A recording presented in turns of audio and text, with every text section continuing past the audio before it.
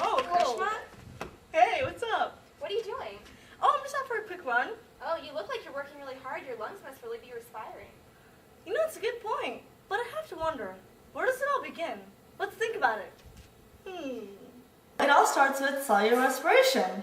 Cellular respiration occurs in the mitochondria, and the main goal is to make energy. Also, cellular respiration occurs in 3 stages. 1, glycolysis, 2, the Krebs cycle, and 3, oxidative phosphorylation. The first stage of cell respiration is called glycolysis. This process begins with a glucose molecule, also known as hexose. There are 2 main stages in glycolysis: energy investment and energy payoff. This first stage, called energy investment, begins with a glucose molecule. The first process of energy investment is called phosphorylation. This is where 2 phosphate groups are added to a molecule of glucose to form hexose biphosphate.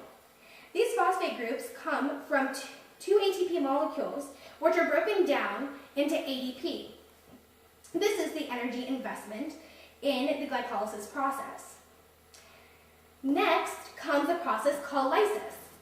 In this process, the hexose biphosphate molecule is split into 2 molecules of triose phosphate. And this is the end of the energy investment stage. Now begins the energy payoff stage. The first process of energy payoff is called oxidation. This is when 2 atoms of hydrogen are removed from each triose phosphate molecule. These atoms of hydrogen are then bonded with 2 NAD molecules. This yields 2 NADH molecules. The energy released by this oxidation reaction is used to link on another phosphate group, producing a 3-carbon compound carrying 2 phosphate groups. Pyruvate is then formed by removing the 2 phosphate groups and passing them to ADP. This results in ATP formation. The gross yield of glycolysis is 4 ATP molecules and 2 pyruvate molecules.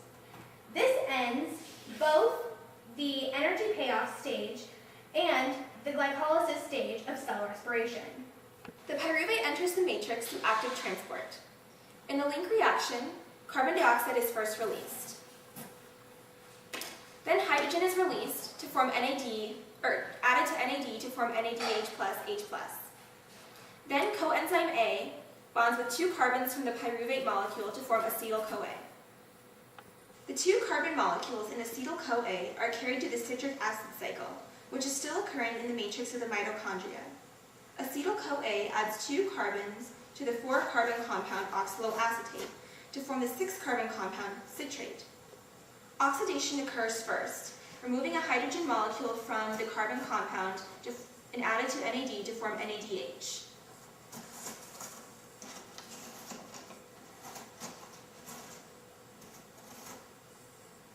Decarboxylation occurs when 1 carbon molecule is removed from the 6-carbon compound molecule. In decarboxylation, carbon dioxide is released. Now the carbon compound has 5 carbon molecules. Oxidation occurs again, and hydrogen is lost. When the hydrogen is lost, it's added to NAD to form NADH. Decarboxylation occurs, and a carbon molecule is lost. Decarboxylation, carbon dioxide is released. Now there's a 4-carbon compound called oxaloacetate. Through phosphorylation, a phosphate group is lost, added to ADP to form ATP. Next, oxidation occurs, and hydrogen is lost to NAD to form NADH. Then more hydrogen is lost to FAD to form FADH. Finally, the 4-carbon compound is called oxaloacetate. The main purpose of the citric acid cycle is to harvest hydrogen electrons for the electron transport chain by rearranging carbon compounds with the use of enzymes. The citric acid cycle we described is only for 1 pyruvate. It repeats again for the 2nd pyruvate molecule. The net yield for 2 pyruvate molecules or 1 glucose molecule from the citric acid cycle is 2 ATP molecules, 8 NADH molecules, and 2 FADH molecules. The next step is oxidative phosphorylation, or the electron transport chain, which occurs in the crystal. The transport chain is the inner mitochondrial membrane.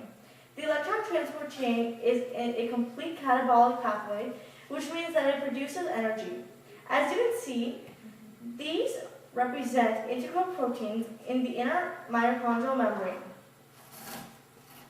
NADH drops off hydrogen atoms and electrons at the first integral protein. The electrons pass down the membrane and activate the next protein, while they also pass through the membrane.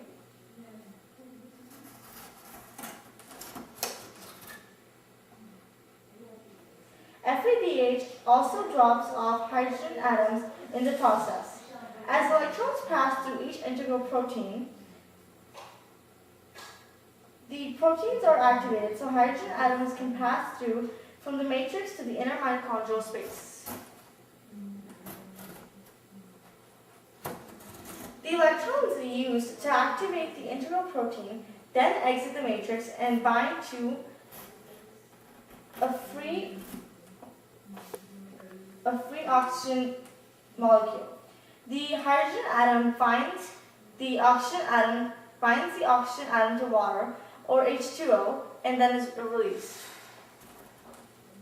The last integral protein is called ATP synthase. The hydrogen electrons pass through ATP synthase by chemiosmosis, causing the rotation of ATP synthase to form ATP.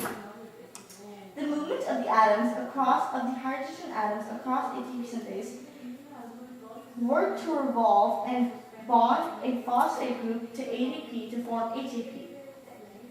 The net yield of the electron transport chain is 32 ATP per glucose, which means 2 pyruvate. For one glucose molecule, cellular respiration produces a net yield of 36 ATP, counting the 2 ATP from glycolysis and the 2 from the citric acid cycle. Wow, so that's where it all began. Well, I guess I'm off running again.